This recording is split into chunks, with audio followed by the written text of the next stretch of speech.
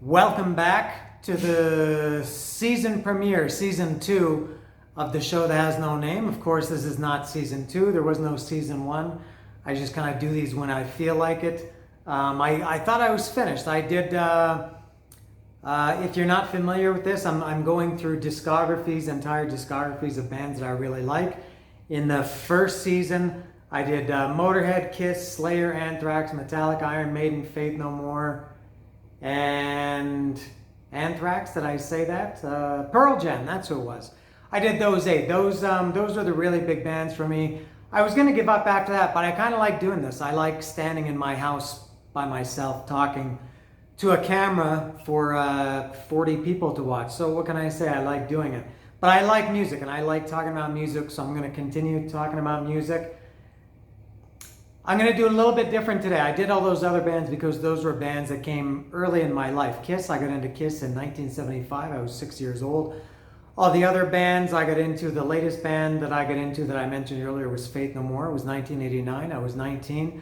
I'm going to go a little bit later. I'm changing it up a little bit. I'm going to talk today about Broken Teeth. I love Broken Teeth. Broken Teeth is a band from Austin, Texas that kind of came out of not really... This sounds like the thing to say, like out of the ashes of whatever. It wasn't really out of the ashes, but it was in the same vein as Dangerous Toys. Dangerous Toys was one of my of those, that genre or that era of bands. Dangerous Toys was one of my favorite. I love Dangerous Toys, Faster Pussycat, a few others. One of my really top ones. The main guy in all of this, excuse me, is Jason McMaster. Jason McMaster was the singer for Dangerous Toys. He also was and still currently is the singer for Broken Teeth. He was also in a great band called Godzilla Motor Company that never officially released anything.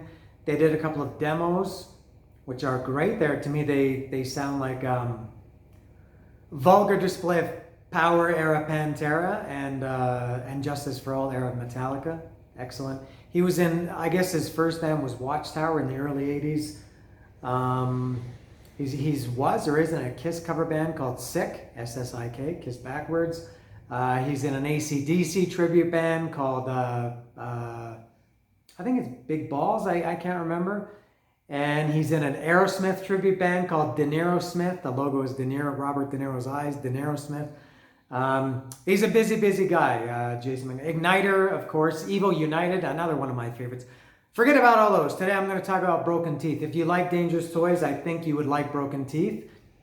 For the 16 people that watch this, Broken Teeth started in the last Dangerous Toys album was 1995, and then the first Broken Teeth album was 99. And I can't remember how I found out about it. That was in the early days of the internet. I got on the internet regularly in January 99. I was kind of on it sporadically before that. But I somehow found out that there was this new band called Broken Teeth. Obviously, this was years and years before Spotify or anything like that. So it was getting easier to find music, but still, I don't know how I discovered Broken Teeth. But that first Broken Teeth album came out in 1999. And I got it. I think this was, it's possible that this is the first album that I ever ordered online. I know for sure I didn't buy this in a store. I ordered it, I don't know if it was from Paris Records or from Jason personally, but I did get it online. And there it is, the first Broken Teeth record. As I said, very similar, I think in the same vein, more or less, as Dangerous Toys. Very fun band, rockin' band. I think especially the first 2 albums, especially this one, are kind of like Bon Scott, for sure. Very Bon Scott era, AC/DC style. Very fun. The song title, She's Gonna Blow, Two-Time Lover. A lot of Kiss influence here too. I like this album a lot. This was, for me, this felt like the next Dangerous Toys record when this came out. Dangerous Toys had been, I guess, idle at that point for a few years.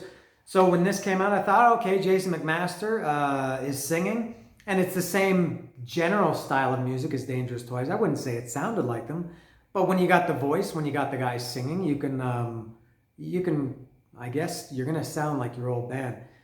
But this is a good album. She's Gonna Blow. Maybe my favorite song on this one is probably Two-Time Lover. The bruises on your knees, they ain't for me. Very kind of Aerosmith, AC/DC, and Dangerous Toys lyrics. Jason McMaster was very cheeky. He had some good stuff.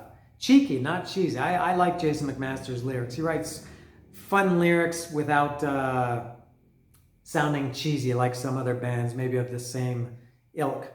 But this is a good one. This was a little bit, I wouldn't say bluesy. Again, maybe bluesy in the same sense as AC/DC, Bon Scott era AC/DC. Undertaker is on here. Obviously, that is about The Undertaker, the wrestler. Man dressed in black makes his way to the ring. The graveyard shift has always been his thing. I didn't know that, not that I know the guy personally, I didn't know Jason was a wrestling fan. I was a big wrestling fan back then. And I thought, oh, that's cool. He's singing about Undertaker, so that was cool. Also, he's from Texas, that guy, Undertaker. Tripping over a bone. That might have been how I got into Broken Teeth. There was somewhere where I heard tripping over a bone. And that was how, yeah, I remember that now. Stick It In. I'm going to stick it in you. El Diablo. Very good album. Very, very cheap looking. The cover is kind of cool. They worked in the song titles on this kind of magazine. It's got, it says, Sexy Penny says she's going to blow. Find out who turned out the lights. Meet the daughter, El Diablo. Naughty Nicole says she's a two-time lover. Stick it in this issue. So kind of a cool, cheap looking back. I'm sure they didn't have much money to work with at the time. And back then, you couldn't do what you can do now for a lot less money with Photoshop and even, something a lot less than that. But very good album. I thought this was going to be just like kind of a one-off thing, but they continued. They're still going now. So the first Broken Teeth album, now the thing that is different about them compared to the other bands I was talking about, this album came out, as I said, in 99. I was 29 years old when this album came out. So it's hard for something to have, I've said this many times, the same impact on you. When I heard Kiss for the first time when I was 6 years old in 1975, and when I heard Metallica for the first time in 1983 when I was 13, and Iron Maiden in 82 when I was 12, and Black Sabbath and AC/DC, I heard them both in 1980 when I was 10. You can't be 29 and have the same feeling, but I really did like Broken Teeth, and I still do.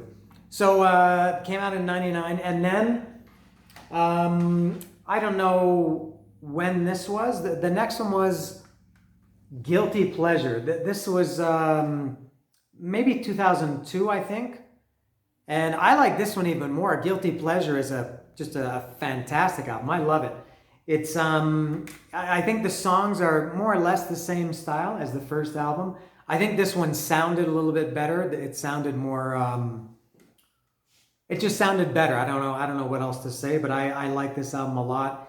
It seemed more like a band. I don't know if that makes sense, but I love this album. For me, Devil Money, the second track on here, is I'm going to say this about a few. Guilty Pleasure. Devil Money is one of my, I listen to that song, I would say at least once a month. For like the last 18 years, I still listen to Devil Money at least once a month.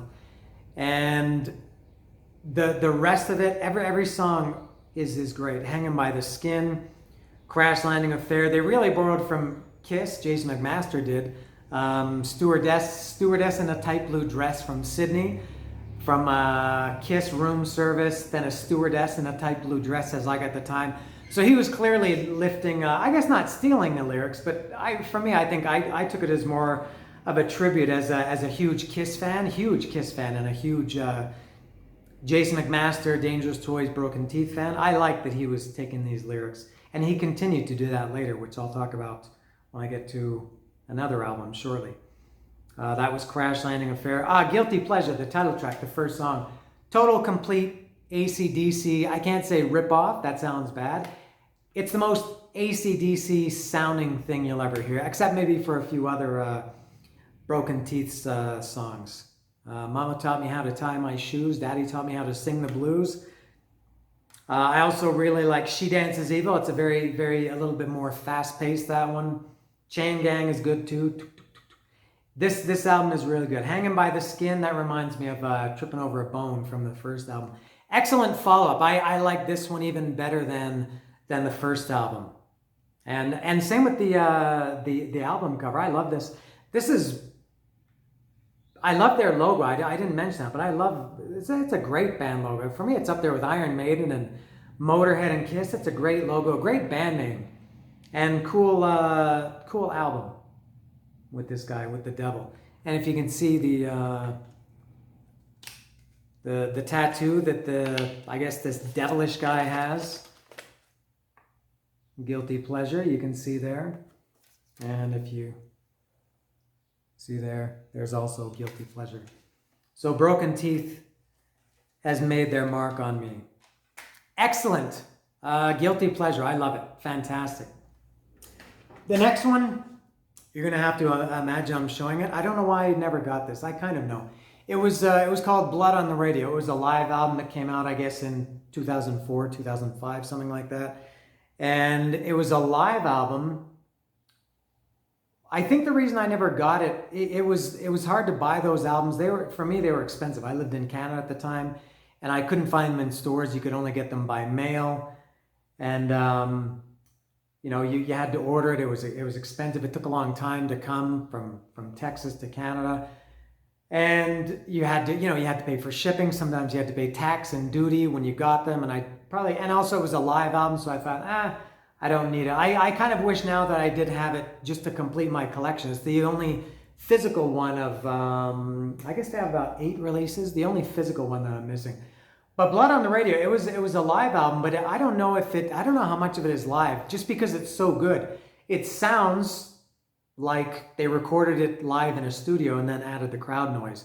And you have Jason talking to the crowd. I've never heard anything about that by reputation. If anybody knows anything about this, again, for the 4 people that are watching, if you know about Blood on the Radio, is it really live or not? I don't know. I don't remember too much about it. I did download it at the time when Napster, maybe that was post Napster, I can't remember, but I downloaded it, and I have listened to it a few times over the years, but I don't have the physical one. They did a new song on that called Bonfire, which was a obvious AC/DC tribute again. And that was a good song, which they recorded in the studio, which in the next one I'm going to talk about. So Blood on the Radio, the only Broken Teeth physical CD I'm missing. Maybe I'll get that in my collection one day, but for now I don't have it. But it's a live album. There's probably not too much to say about it anyway. They followed that up with kind of another strange choice. Not a bad choice, but just strange how they had 2 albums and then a live album, which seemed soon into a band's career, and then they did this one. This was called Electric, and I love this record. This is it's 6 new songs, brand new songs, and then 6 re-recorded songs. They re-recorded 6 songs from the first 2 albums, which I kind of understand. I guess maybe they weren't. I think when bands do that, it's maybe because they weren't happy with their earlier material. They didn't have the budget for it. It didn't sound the way they liked, and they had no choice but to put it out. So I liked it. So the 6 new songs, Roll Over, Electric, Blood on the Radio, Hell for Sale, Bonfire, which I mentioned was on Blood on the Radio, the live album. They recorded in the studio for this. And Burns Like Love. Again, I'll say, I said it for Devil Money. I think Hell for Sale is also in my top 5 Broken Teeth songs. Man, I love Hell for Sale. If you feel like going in and searching in the YouTube for, if you enter my name, Dan Bowski, with Broken Teeth or Hell for Sale. I did my wedding video, my post-wedding video, where you go, my wife was wearing her dress at the time, and we went out and did some kind of things in the city, and the guy made a video of it. And I chose Hell for Sale as the soundtrack to my post-wedding video. That's how much I love that song. The re-recorded songs were She's Gonna Blow from the first album, Devil Money from Guilty Pleasure, Stick It In from the first album, Hanging by the Skin from Guilty Pleasure, Undertaker and El Diablo from the first album. I remember I really liked She's Gonna Blow, the re-recorded version of She's Gonna Blow. These were all faster. The 6 songs that were re-recorded were much faster, worked for some better than others. Devil Money, I didn't like this version nearly as much as the original version on Guilty Pleasure. I thought on this one it was too fast. It had a really good groove on the first one, Still energetic, but it for me, when they played it faster on this one, they lost the groove. Although they sounded really good, but they just played really fast. But She's Gonna Blow on this compilation, on this electric, was much better. Yeah, good album. So this was kind of a mix of new and old. Good way to do it instead of just re-recording 10 old songs and putting it out. This was kind of like they took 2 EPs and put them together into electric with full artwork and everything. And I don't know, I can't remember, did this have, I think this did have lyrics and I can't get this out, full packaging and everything. Let me take a look. Yeah, yep. Yeah, so they made a good effort. I think this was this was the first Broken Teeth album that did have the lyrics and everything. Excellent. I love electric. So good mix of 2 EPs. Electric, that's the way to do it. Next, I'm losing my spot.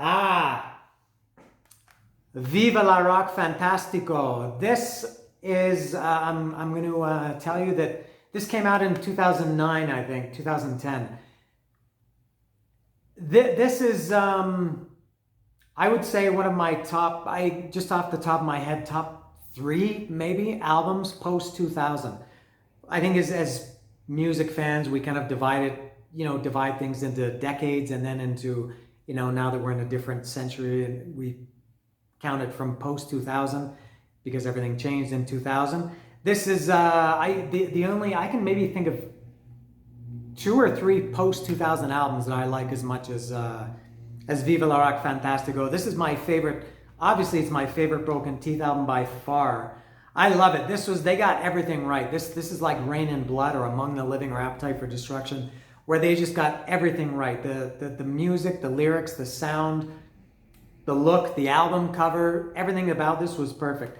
They, again, as I mentioned earlier, Jason really lifted from Kiss. There's a song on here called Dressing Up in Flames.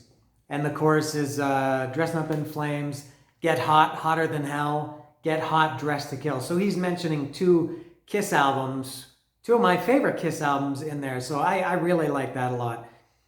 Blackheart, that's maybe, this is the 3rd time I'll say I had Devil Money and Hell for Sale that could be considered my favorite Broken Teeth songs. Blackheart maybe is there's another one I'm going to talk about later that on another record that could be my favorite. Blackheart is just incredible, just the most fun. Jason is just singing, screaming, just he just does everything right. Got the Union Jack flying in the backbone with the badge he's got on. Johnny Rotten spitting the seeds, talking about how the war was won. Dan the runner, Dan the war. Don't ever let him grind you down. Motorhead reference there. Don't let him grind you down. London bridges had to be built. Vampirical freaks drawn into the sound. And then I've seen the beast eat the lone star, deliver peace of mind. Iron Maiden reference. Disturbing the Priest, down in Texas where the British steel will truly shine. Black Sabbath, Judas Priest reference, where the British steel will truly shine. Hunger driven, clutching power. Whatever, I can't remember. I have to. Hunger driven, clutching power. I can't remember, man. It's I should know it, but just a very, very fun song. Now they did change for me. You could say very significantly or almost nothing at all in this album. For me, they sounded on some songs they sounded much more like Motorhead than AC/DC. They still had the AC/DC on maybe Break the Spell. On All Hail the Altar, they mentioned Motorhead. When I Die, Spread My Ashes at the Motorhead show. So I loved all these references to all my favorite bands. This Jason and I think we have a lot of the same taste in music. Get Out of Here Alive. What was that one? I create a vortex in the room. I am impervious. I get so worked up. Just might make you nervous. Everything about this album is just perfect. It was heavier, punchier, more energetic. Danko Jones sang on 2 songs. He sang on the title track, Viva la Rock Fantastico. Although I should say it should be Viva el Rock. Rock is masculine, not feminine. Viva el Rock Fantastico. Or Viva la Rock Fantastica. I'm not sure. So Danko Jones sang on Viva la Rock Fantastico, and Big Spender. I love this album. Twister, Back on the Road, Break the Spell, Spitting Nails, Now I'm Pissing Off the Balcony and Setting Fire to the Streets. This album, this is as good as anything in my world, in my music world. This is as good as anything. I won't say the other albums post-2000 that I like as much as this one. I don't want to take away from the greatness of it, but Viva la Rock Fantastico is for me a pure classic. And everybody should listen to this record. I love it. It makes me want to go listen to it now. I listen to this, I think every year. I probably listen to the full album probably 2 or 3 times a year. And then many of the songs, Blackheart is another, and I don't know if I've ever gone a month without listening to that. I don't know if I've ever gone more than a couple of weeks without listening to it. And it's one of those songs I can never listen to once. I always listen to it and then listen to it again immediately after it finishes the first time.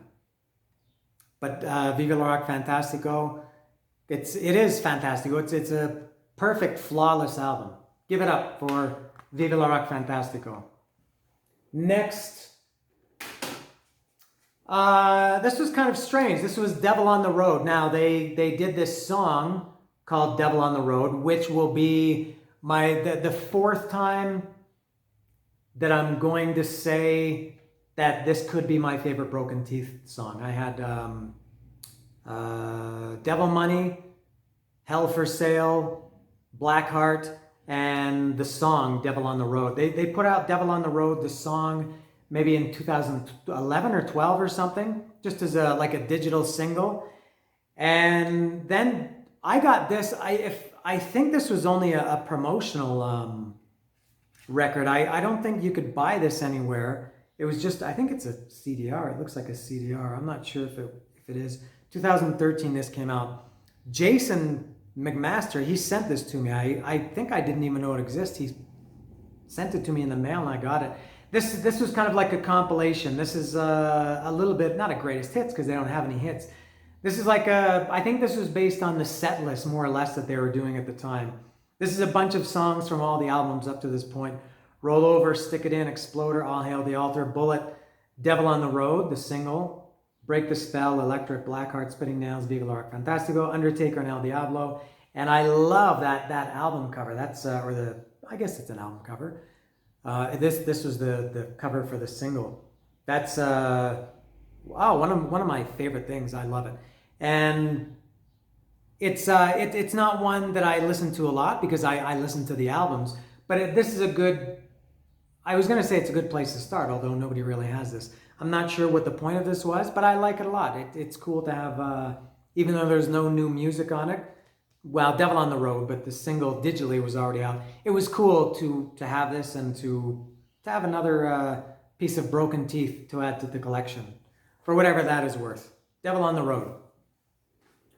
Next, moving along, also keeping with the digipacks. This was Bulldozer. This came out, I think, in 2015. Another one that I love the album cover. They had really cool album covers. I'm sure they're well aware, the band, that this is not actually a bulldozer. This is, I'm not sure what that machine is called, a front end loader, maybe something like that. I don't care, and I assume nobody else cares. But this was another one. I don't know if you call this an EP or it's not a single because it's 7 songs. This was another kind of a strange one, although I love it. This is really, really good. I would say overall this is, I was going to say my second favorite. I don't know. But this is really good. This had, they put Devil on the Road on this one. And this was only 7 songs, Devil on the Road. So there was Devil on the Road, 2 covers, which I'm going to talk about in a minute, and 4 new songs, plus Devil on the Road. Now, another song that was on this is called Flamethrower. Flamethrower, Road Ripper, Choker, Gasoline, Believer, Speed Deceiver, Speed Receiver, Flamethrower.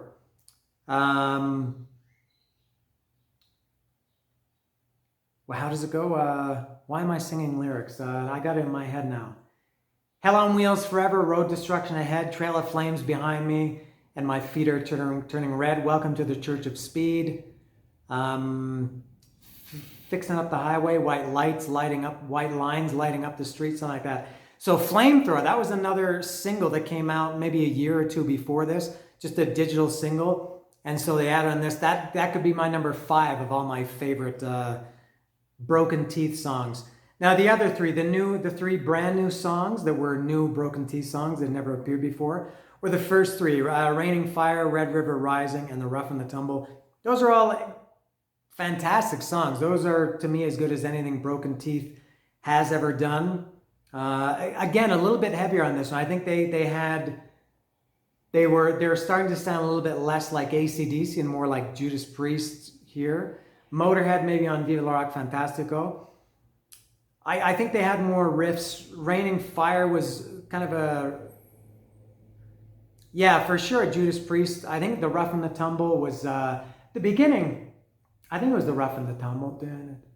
No, it's Red River Rising. Reminded me of, Red River Rising. The intro reminded me of You Can't Stop Rock and Roll by Twisted Sister. Good way to start. And The Rough and the Tumble, that one was like Dio, I Speed at Night. First time I heard that, I thought, it sounds like Dio, I Speed at Night. I listened to this today. I went out for a walk, a long walk. I walked for 4 kilometers, and I listened to Guilty Pleasure and Bulldozer. I love this EP, album, whatever you want to call it. Now the covers, one was Lightning Strikes by Aerosmith. I was never a really big Aerosmith fan, and that song, it was okay. I remember when that Aerosmith, that was 82, or I think it was on Done With Mirrors. I just thought, that song is okay. But I love Broken Teeth's version. They did great covers, which I'm going to continue to talk about. But I like it much better than the Aerosmith version. The Hammer by Motorhead was the other cover. It's the last song on this album. I'm a huge Motorhead fan. I've been into Motorhead since 1983. And, you keep those things close to you when you really, really love a band and then other bands cover them. I think it's almost impossible to say it's better than, because how can it be a band that you've been listening to for, at that point, I guess, 32 years when this came out? I want to say I like Broken Teeth's version of The Hammer better than Motorhead. I can't quite say that, but I could listen to them. It's like when I listen to Broken Teeth, I think, this is the best version of it. But then when I listen to Motorhead, I think, Motorhead got it right.